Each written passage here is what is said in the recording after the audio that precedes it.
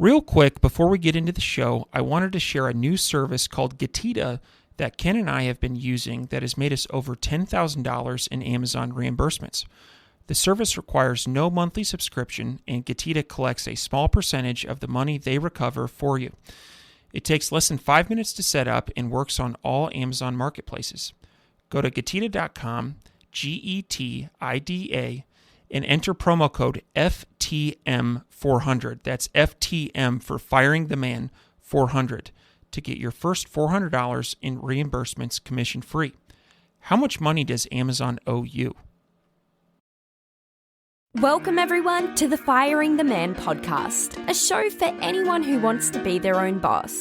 If you sit in a cubicle every day and know you are capable of more, then join us. This show will help you build a business and grow your passive income streams in just a few short hours per day. And now your hosts, serial entrepreneurs David Schomer and Ken Wilson.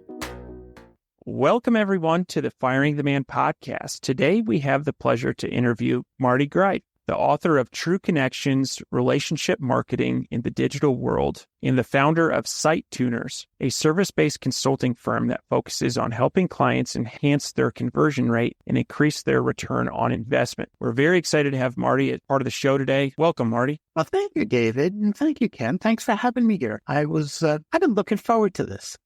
Well, good. As have we. There's a lot of really good stuff we're going to get into today. So to start things off, can you please share with our listeners a little bit about your background and path to becoming an expert in conversion rate optimization? I really have to go back a ways to do that. And I was a technical person. I used to code way back when. And somebody said to me once, hey, you can talk about technology without drooling on yourself. You should be in marketing. And the next thing I know, I was a product manager working for a publicly traded company, my division was generating about $120 million a year. And it was a blast. But interestingly enough, I had this desire to start my own business. So around that same time when I was doing these technical things and wound up as a product manager, I started my first company. And that first company was called Tanstoffel, which is an acronym for there ain't no such thing as a free lunch. And I created, this up in Massachusetts, I created a seminar series where I taught people who were unemployed how to get a job and how to market themselves. And it made money, and I shut it down because it was the most depressing thing I've ever done in my life. Helping these poor people who were almost without hope to find a job, right? And the stories that they would tell, it broke my heart. And so even though it was profitable, and even though the state of Massachusetts paid us to teach people, I just couldn't do it. So you got to love what you're doing. So I immediately started a second company, Byteware. And that was Byte, not as B-I-T, but B-Y-T-E. And it was T-shirts for nerds. And this is pre-internet. And so this was, and we had slogans on it like Bite Me and Megabyte Me, and, and we were good at trade shows, and these things would fly off the shelves. I mean, just fly off the shelves. If the internet had been around at that point, oh my God, this thing would have killed. But to go to physical trade shows after and pack up stuff. So that business broke even, but I learned a lot from it, but where I really learned about conversion rate optimization was when I founded a company called Privacy Partners. And we sold proxy servers online for people, and our clients fell into a couple categories. They were people who were really concerned about their privacy. They were people who were posting different, we'll call them reviews for their own business, right? Using different IP addresses. Well, my favorite client were the tinfoil hat people who really believed that aliens were listening to their thought and the government was spying on them. I love those people.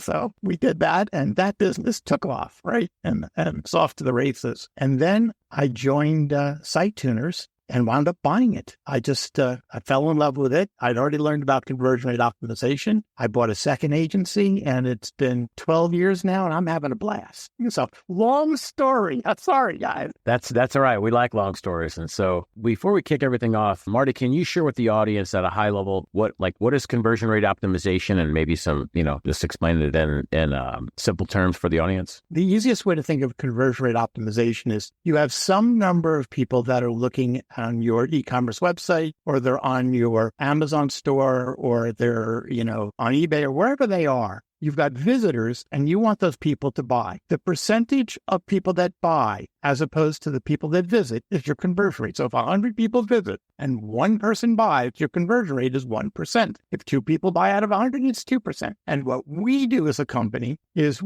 think of us as the online persuasion people. We will get a higher percentage of people to actually take the desired action. And in an e-commerce company, that's buy. In an affiliate marketing play where people are sending off affiliate traffic, it's making sure that upstream messaging aligns with wherever they land. So more people buy. If it's lead gen, it's getting more people to fill out the form. So you'll notice there's a common thread here. We're the more people. That's what we do. We get more people to take the desired action. Very nice, very nice. And I like how this topic is not just specific to an Amazon seller or a Walmart seller, or it is I like your working definition and how it really applies to anybody involved in marketing in some way. And so moving on, how do we measure success on a website? Is this one particular metric that you like to look at? Is there, we have some D2C websites. When we're looking at those, how do we measure whether those are successful? Well, there's multiple metrics, David. So unfortunately, it's not one size fits all.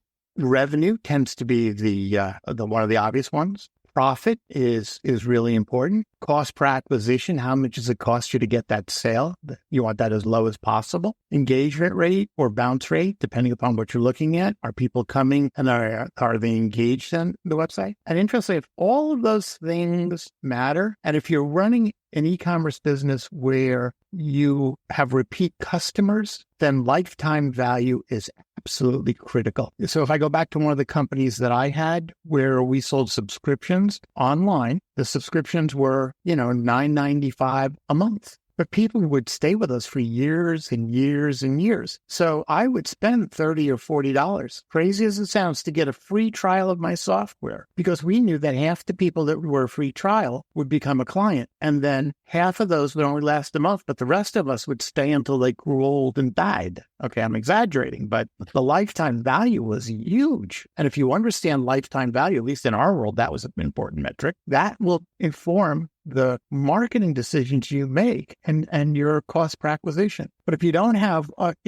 repeat visitors, then you want to look at referrals. You want to look at your conversion rate, what percentage of people buy. You want to look at average order value. You could do upsells. And these are all persuasion things that you could look at and tweak. Now, what most people don't really appreciate is conversion rate optimization. Getting more people to take action is the gift that keeps on giving. Because if you change your website or you change your Walmart listing, you change your Amazon listing, once you change it and it's working and you're driving traffic to it, a higher percentage is buying from you. So your cost per acquisition will be down. It'll stay down. And that's the benefit of having persuasive listings, persuasive websites. And one last benefit, if I may, guys, if you really have your visitors engaged, you will get Google Love. Now, what is Google Love? Google Love is the organic listings. Google wants people to be engaged on your site. So if you get people to come to your site, stay on the site, go from page to page and buy something, Google goes, yep, that's a good one. All right. And you'll get more Google Love and better rankings. Same thing for your ads. Google say, oh, look at this. They advertise for this. The quality score is good. People are engaged. Check 2. More Google Love. Lower cost per acquisition. I get my jollies out of this. I know it may sound a little weird, but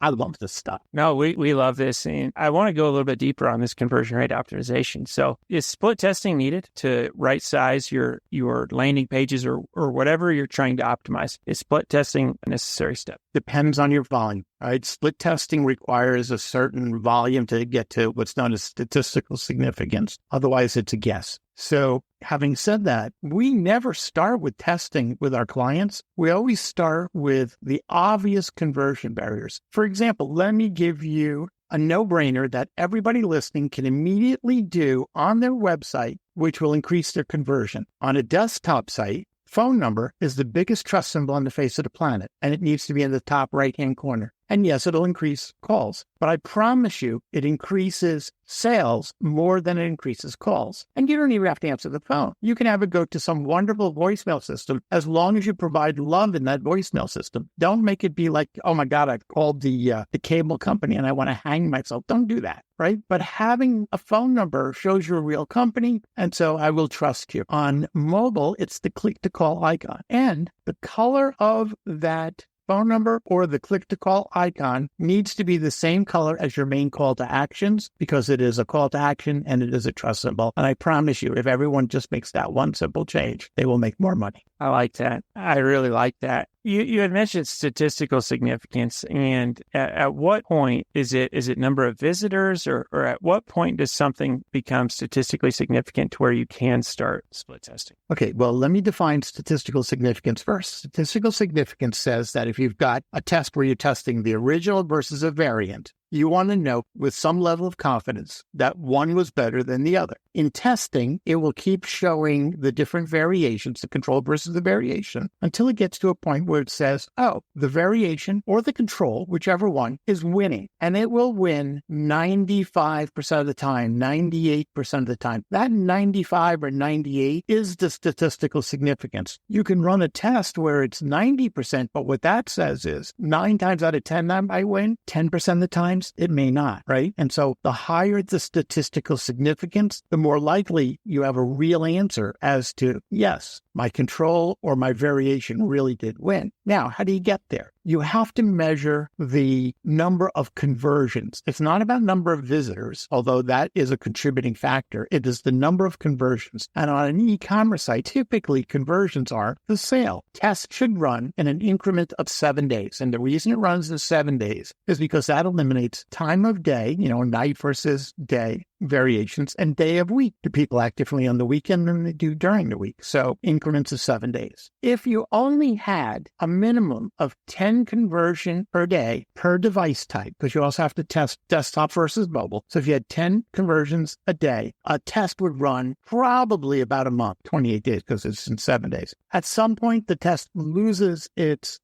validity because too many things happen. So, for example, when we were running tests and Russia invaded the Ukraine, or the Hamas, Israel, Palestine, craziness is going on right now, the world changed, your test is invalid because people start to fear the concern, economy, inflation, any kind of major thing that happens invalidates a test and you have to run it over again. If your test is running 1, 2, 3 months, there's too many things going on in the world that are going to negatively impact your test and you're not going to get a valid answer. And so you have to take all of that into consideration. That was great. One last question here, and I'm going to kick it over to Ken. Is there any third-party software that you recommend for split testing a website? Yes, there's actually multiple types of software. So there are testing tools, and there's testing tools like OmniConvert or Optimizer, which is extremely expensive, by the way, or Visual Website Optimizer or Convert. There's dozens and dozens of these. They are paid, and it costs money to do these. There's also, however, landing page builders, all right, like Lead Pages, all right, and so on, where you can create a page and do the testing within that page. And then there's also another type of tool that we love. I mean, love this next type of tool, which is the heat mapping tools. Heat mapping tools show you recordings and or maps of where people are clicking, including, and I love this, anger clicks. You've ever been on a website? It captures that. So if you've got people acting like that on your website, you need to change your website. That is not what we're going for. Okay. So there's all sorts of wonderful tools out there that'll help you know what reality is and to be able to test. No, I like that. And I have angry clicked on several websites before. And so I'm assuming, if you see those results in your heat map, you have work to do, right? Absolutely. The one thing that the heat map can't capture is when you take your laptop and throw it out the window into the pool. It doesn't capture that real well. It doesn't go Office Space style. So Marty, now you covered a couple things here with split testing, and you gave a pro tip out to the audience about, if you have a website and you don't have the phone number on it, put the phone number in the upper right and make it the same color as the call to action. Beautiful. Now, if you get a new client that comes in and they've never split tested before, they have a high amount of traffic coming in, so they have 5,000 visitors a day coming in, they're getting conversions, it's really low. Maybe their conversion rate's 0.5 or something. Now, you had mentioned split testing, maybe 7 days, maybe 28, never more than that. Now, would you set up a series of split tests and just improve one by one? Because you can't split test too many things at one time because the data's all over. And so what are the top 2 or 3 things that you test to make the biggest gains on a website for conversions for e-commerce? I'm going to back up again in a second and say the things that we see on every single or on most e-commerce sites, I won't say every single because that's not fair, on most e-commerce sites that they can immediately change without testing, unless they've got the weirdest visitors on the face of the planet, the stuff works, right? Having said that, you can also test it. We won clients because we tell people, do this, just do this. Then they go test it. They come back. We had one client who was doing over 100 million a year. I told him to do one thing, and he came back and he said, I know when we talked, I wasn't impressed with what you said, but we tested it anyway, and it increased our revenue by an incremental $1 million a year. Would you consider working with us? And so what his thing was, I'll never forget this, is rotating banners. All right, you've seen these? Rotating banners on a homepage, lower conversion rate, 8 to 12%. And the reason, we've tested this. We have tested this a million times, right? Yeah. The reason it lowers conversion rates is because we are literally animals. 50,000 years ago, our ancestors were living in caves around a fire, eating their hunk of meat, right? Movement was a danger signal, like a bear's coming to eat me, or enemy tribes coming to sneak up on me, or there was danger. So every time there's movement on an ad, all right, and I'll exaggerate, we basically go, what's that? And it's basically causing cognitive friction because it is distracting us from whatever was written. If you get rid of the rotating banners and instead put a banner that is designed for the visitor, that has your unique value proposition or unique selling proposition, as described as to what's in it for them, you'll increase your conversion rates 8 to 12%. Absolutely. No worries. Nice. The other thing that you can do that we tell people to do is on a website, underneath your logo, if you can describe what you do in 3 to 6 to 10 words that have meaning to the visitor, that way it'll appear on every single page on the website because people read left to right, top to bottom. And so if I land on the About Us page or whatever page I land on, I'll at least know what it is you do as a company. And I won't be confused. And that's really good for your SEO traffic. And again, we've tested this over and over and over again. So, by the way, your listeners are certainly welcome to test these things. But I can also tell you these are some of the just do it stuff, right? And it works. Again, unless they've got the weirdest visitors on the face of the planet.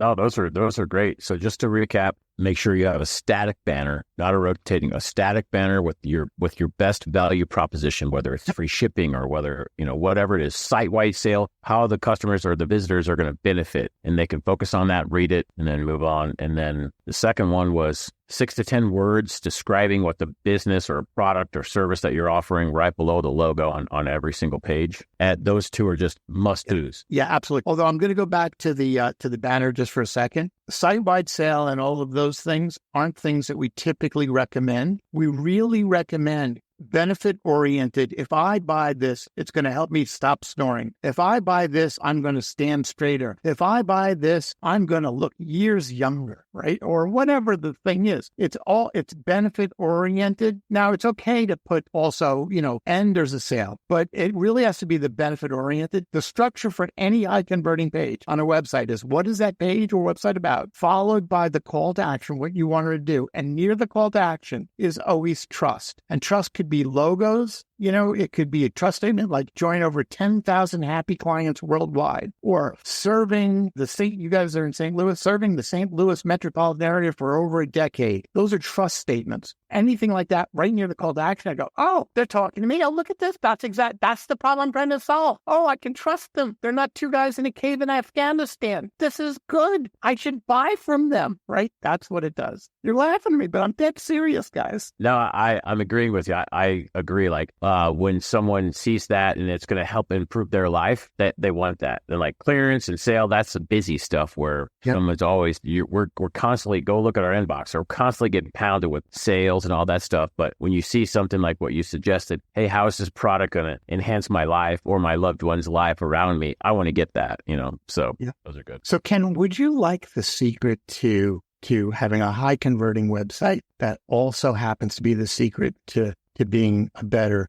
spouse, parent, friend, lover? Maybe not at the same time, but it's one secret. Absolutely. So you see my hand, right? Yep. And if you were to describe my hand, what would you say? It's a hand with 5 fingers. See, but if I were to describe my hand, Ken, I would have said fingernails, knuckles, and hair. Which one of us was right? It's about perspective. Your website visitors see this. Your spouse sees this. Before you can do any kind of marketing, you have to have good communication. You have to understand what they're seeing first. First, you understand them, and then you can describe you. And I'm telling you, this absolutely makes a difference. When I discovered this changed my life with people I worked with. It changed my life with my friends. I've mentored people on this, and it is the basis of what I consider relationship marketing on a website. And it's all about them. And so the other way I say this is most websites do what I call the opera school of marketing, which is me, it's all about me. Don't care about you. Don't do that, okay? Make it all about the visitors. If you understand what they're seeing and truly understand them, you can explain what they should also know. I've got a follow-up question to that. If somebody's running a 20-year-old seasoned business and they've got great relationships with their customers,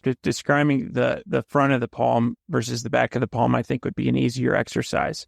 For some people just getting started, there may be some challenges there in understanding their customer, what's important to that customer, and what that customer wants to see. And so do you have any advice for those newer companies that are still trying to get a feel for what their customers' wants and needs are? And that way they can best address those when they're trying to put their best foot forward on a website. It's like any relationship. A good relationship's based on communication. So how do you have good communication? You ask questions, and you ask questions about, what would you like to do for dinner? What would you like to go here? What are you looking for? How can I help you? It's all about the visitor. And there are tools that allow you to ask questions of your visitor. And so when people come there, ask questions. Now, what does a typical entrepreneur do? They have an idea, and it's going to revolutionize the world, right? So then they tell their spouse or their brother or their sister, or their mom or dad, and they go, that's a brilliant idea. But those people love you. Okay? It's not really the right people to ask. Find people who don't like you and ask those questions. Find people who don't know you and ask those questions. So I will go, this is about firing the man, all right? If you are working in an organization, I guarantee you, and forgive me, I will use this word, but the asshole sitting next to you, okay, who you despise and have to see every day of your life, of working life, take that person to lunch and say, hey, John, Jane, whatever the person's name is, I saw a website and I saw something that did this, this, and this. What do you think about it? What would be important? And, Janes and Johns, and no disrespect to anyone named Jane or John, but there's a lot of people in these corporations that you probably don't like. Don't have one lunch. The next day, take somebody else. And the next day, take somebody else. And by the time you've got people, you'll start to see a trend. And then you start your business. And then on the website, you ask the questions. And if you really want to know what's going to work or not work, and you're willing to spend a little money doing it,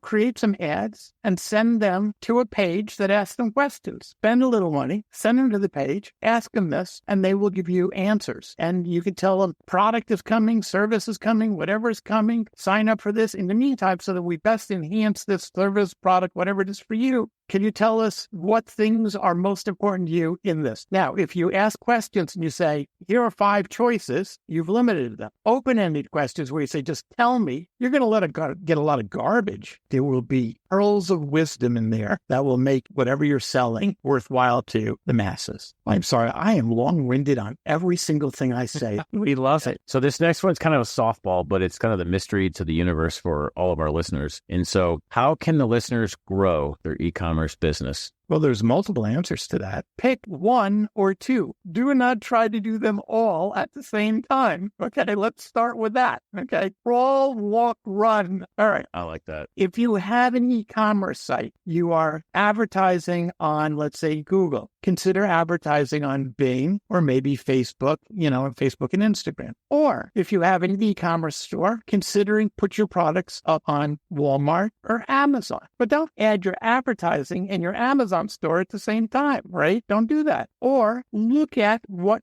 your traffic is and ask yourself, should a higher percentage of people be buying our product? And that's conversion rate optimization. And I would tell you, if you optimize your site prior to running ads, what will happen is those ads will become much more productive for you. Other channels. My profit on the site is X, Y, or Z. And I'm willing to spend 25% of my profit, create an affiliate program, and let people send you traffic. Maybe that's the right answer. Look at your product. I'm giving you lots of stuff here. Please, everyone listening, please don't do them all at the same time. Okay, I've got a product. Product is really good. For just a few dollars more, this would really enhance it. And so that would be an upsell, or you didn't buy my product and you left my product. So we can do something called abandonment recovery, where it goes back automatic. If they filled out like their email address up on it, and it'll send an email saying, we noticed you didn't complete your purchase. And there's ways to do that. Last one. Well, probably not the last one, but for today, last one on this. You're laughing at me, guys. So the last one would be, well, what if what you offered wasn't what they were looking for, but there are others that do things that are similar but not quite the same? And what if you had an exit pop that said, if you were looking for this, and this instead, consider this product, that product, and this product. These are some sites that we found that are really good. And as long as they have affiliate revenue, you're making money. If they don't want your product, at least they'll buy somebody else and you get paid, right? We're about making money. I can't help what we do. I like all of those. And so, for the listeners, those were gold. So don't, just like Marty said, don't try to do them all at one time. But if you're looking to grow your business, rewind this, 3 minutes and listen to that again, jot down your notes, and then do those one at a time. So excellent, Marty. Marty, just to be clear, we're laughing with you. I especially am laughing with you on an entrepreneur's tendency to try to do 10 things at one time. And I stand here and raise my hand as one of those guys who's done that before. And so really, really good practical advice here for our listeners and for Ken and I. And so, loving this. Moving on. What are 3 questions that everyone asks when they land on a webpage?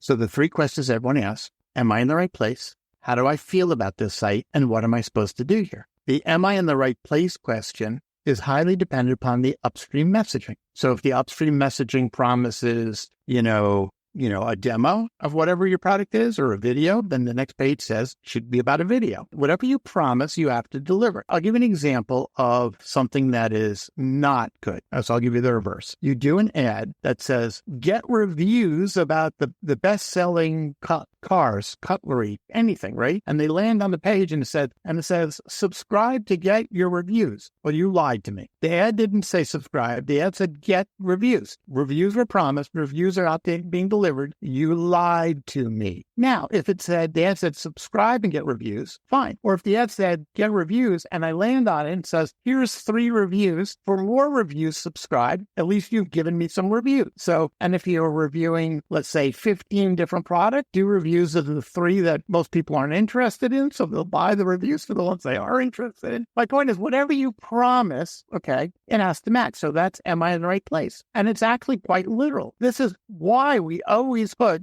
those 3 to 6 to 10 words underneath the logo, because you never know what page they're going to land on, and you want them to know what you do. So that will answer the question, am I in the right place? How do I feel about it? Well, we talked about the phone number. It's about trust. And we talked about underneath the button of shop, buy, join over 10,000 visitors. That's a trust statement. Phone numbers, trust. Logos can be trust. And what am I supposed to do here? Have your calls to action obvious. Shop now. But don't just say shop now. If you've got, let's say, 50 products, shop over 50 products. Because it's just shop. No. But shop over 50. I'm curious. I'll go look. Maybe there's different categories. Maybe I'm selling kitchenware and I've got pots and pans, knives, and dishes. Am I in the right place? I've got 3 things to look at. I was searching for pots and pans. I'm in the right place. Or I was searching for this. I'm in the right place. How do I feel about it? Shop over, I've got trust on here. What am I supposed to do here? Well, I'm supposed to click on one of these and look, they got lots of products for me. Make me feel good. Think of it this way. And again, I'm going to say this, I preface this, no disrespect meant to anybody out there, but the shopping experience when you buy a Ford is a lot different than the shopping experience when you buy a Lexus, okay, or a Mercedes. Now, one could argue they're obnoxious in different ways,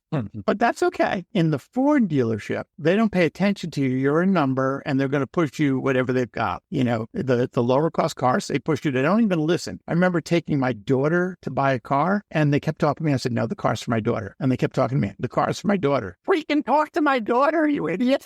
On the Mercedes, they kind of wine you and dine you a little bit. That's a little over the top, and they may be a little snobby and all the rest of it. But at least they're listening to you, right? And so make your visitors feel like you're listening to them. Don't be snobby, but make them feel loved. Do not know the meaning of a short answer. I swear. No, that's good. I like thorough. That's good. Cool. So, Marty, tell us more about SiteTuners and what type of clients you work with. So our clients range from people doing less than $1 million a year to we've have clients that are in the billions of dollars a year. And so we've gone from small and medium to multi-billion and everything in between. Having said that, who do we like working with? That's a different story. The people we like working with are the principals and the owners of companies because they actually care about what we do. As opposed to when you're in some billion-dollar company, a lot of times you're dealing with somebody, they just want to make their resume better. They go home at the end of the day. It's successful. It's not successful. It really has no impact on their life or almost no impact, right? But when we work with the principals of a company, it matters to these people, all right? And that's where we get our jollies, is working with people where we can make a difference in their lives. And interesting enough, that could be someone doing less than $1 million a year, but we work with principals in companies where it's $100 million a year, and they're still involved. Now, it doesn't mean we're not working with their teams also, but we really like to be involved with the principal. David, Marty, are there any questions that we didn't ask that you want us to ask, or anything that we didn't cover that should be covered? I'm good on my end. What about you, Marty? Well, I would say that this was, without a doubt, most fun podcasts I've done. You guys are awesome. We'll start there. And for those of you who are listening who don't know this, there's some preset up. I got questionnaires in advance. These guys are very professional at what they're doing. And so working with professionals who really care about their audience is worth its weight in gold. So guys, thank you for making this a wonderful experience. Thanks for the kind words, Marty. And it's not over, Marty. We got something called the fire round. For all of our guests that we have on, Marty, we run them through the ringer, and it's called the fire round. It's a series of 4 rapid fire questions. Are you ready? Yeah. What is your favorite book? I have 2. Dale Carnegie, How to Win Friends and Influence People. I read it twice a year. It is the basis of almost everything I do. And the other book, which completely and totally changed my life, was Beverly D'Angelis, What Women Want Men to Know. It was an astounding book. It's got to be about 20, 30 years old now. But she's Beverly D'Angelis, PhD. And when I read this book, and no one click off the podcast with what I'm about to say. You got to listen to both sides. Okay. When I read the first 70 pages in the book, I went, oh my God, women can't possibly be this dysfunctional. So I asked the women I was working with, you do this and this and this. They went, yeah. And then I read further and I went, oh my God, men, are we really this dysfunctional? And the answer is, oh my God, we are. We're all dysfunctional. But when you understand how we communicate, oh my God, it changed my life. And I will tell you, it absolutely made me a better spouse, a better boss, a better friend. It was an amazing book. And so between the two, I strongly recommend. And a little feedback for you. I've read the first book, and I can tell from communicating with you and your thoughts and your ideas that that's spot on. I can tell that you read that book twice a year because you put that book into work, into action. And so I like it. Next question. What are your hobbies? That's changed over the years. I used to love cross-country skiing, but I moved to Florida. That just doesn't work as well. I used to live up in Massachusetts and Rhode Island, and so we had a sailboat because there was wind. I live in Tampa Bay. There's no wind. I remember the first time we rented a sailboat. It's like it went nowhere. I was thinking, nothing happened. Okay, it was terrible. Reading has become a big thing for me, and spending time with my daughters. I have 2 daughters, and, they're like my best friends, including my wife, obviously. And we do things together. We live in Florida, so we had annual passes to Disney for forever and Universal and Busch Gardens. And so we would do things. And so family time, really. Third one, what is the one thing that you do not miss about working for the man? Being in a dysfunctional team. So I will tell you, in all the years that I worked for other people, there was only one person that was my boss. That was amazing.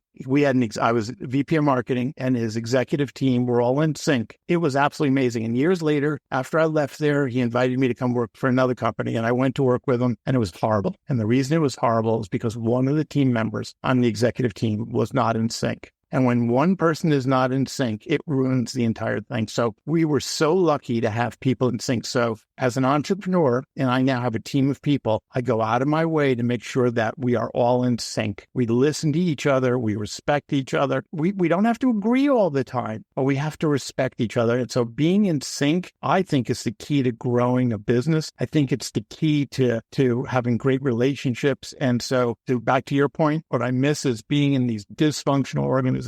I don't miss it. I mean, they were just awful. And I only had one good experience in all the years I wasn't an entrepreneur.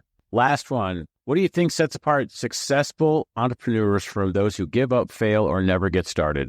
Fear of failure. I can't tell you how many times I fail. Failing is just one step closer to success. And I learned this. I said early on that I started out my career as a technical person, but the truth is I did have one thing that I did shortly before there. I was in sales. We had to cold call. Our commission was about $1,000 when we sold something way back when. And we were taught to pick up the phone and make 200 phone calls on a Monday to make appointments. And whenever somebody hung up, cursed at us, whatever, we were told to put our shoulders back, look up and smile, and put the phone down and say, thank you for $5, because each one got us closer to the one that was going to get us $1,000. So thank you for $5. I mean, and we get, thank you for $5. Okay. You have to be willing to fail over and over and over again. That's the true sign of success. Okay. Yeah, I really like that answer. Absolutely. Marty, this has been an absolute blast having you as a guest on the podcast. We're definitely going to have you back on. In the meantime, if people are interested in getting in touch with you or working with SiteTuners, what would be the best way? They can go to www.SiteTuners.com. They can read about us there. They can sign up for a review of their website. Or if they want,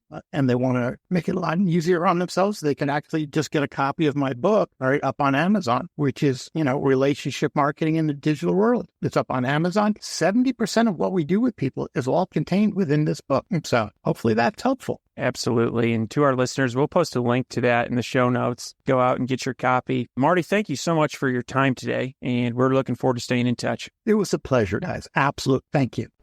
Before you go, we wanted to share a new service that Ken and I have been using called Getita that has made us over $10,000 in Amazon reimbursements. The service requires no monthly subscription, and Getita collects a small percentage of the money they recover for you. It takes less than 5 minutes to set up and works on all Amazon marketplaces.